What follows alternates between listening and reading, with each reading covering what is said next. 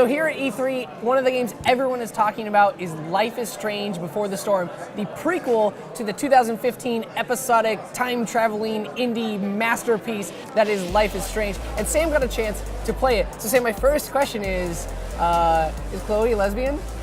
She 100% is, or can be anyway. Can be. All right. So there's a little bit further on in the game where Chloe and Rachel, the missing girl from the first one. Yeah, from the first one, or the whatever. Second one. Yeah, whatever. very confusing. She's like, "What the hell is going on? Like, what is this day? Like, what are we?" And you have to make a choice: just friends or something more. Nice. Okay, so great. There's definitely something going on there, but I will say, I'm not 100% convinced by the dialogue.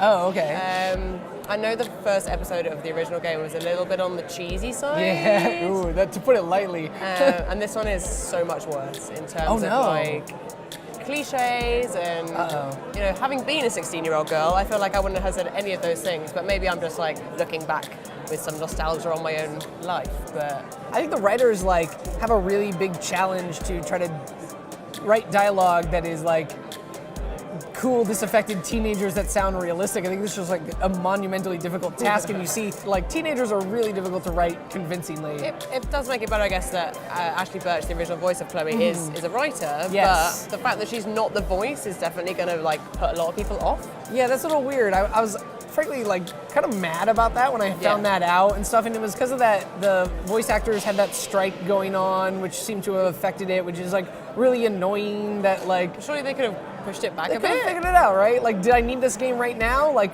do I want it more with Ashley Birch is the thing? We have a new voice actress, Rihanna DeVries, who's doing it. How far of a prequel is it? So she's 16 now, which is 3 years before the original game. Okay. So it's not enough to make your voice sound totally different, especially as a girl. So I'm not sure how they're going to like explain that in terms of like continuity and stuff.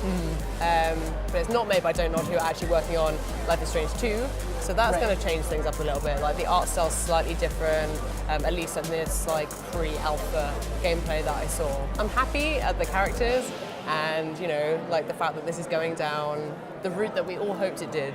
But I'm not sure whether the whole package is going to be as convincing as the original Life is Strange, but we'll have to wait and see. Okay. I think overall, I'm really glad that this is becoming like a franchise. I think it's just such a cool game and such a great story that it's really neat that they're investing so much into it. Hopefully they stick the landing with them all, because I don't want bad Life is Strange games. As long as it ends with Chloe getting her blue hair and her beanie, I'm going to be happy. right, that's probably exactly how it ends. Awesome. So you can check out more info on Life is Strange and every other game here at E3 by staying right here on fandom.com, and you can follow us for updates on Twitter, Facebook, and Instagram at GetFandom.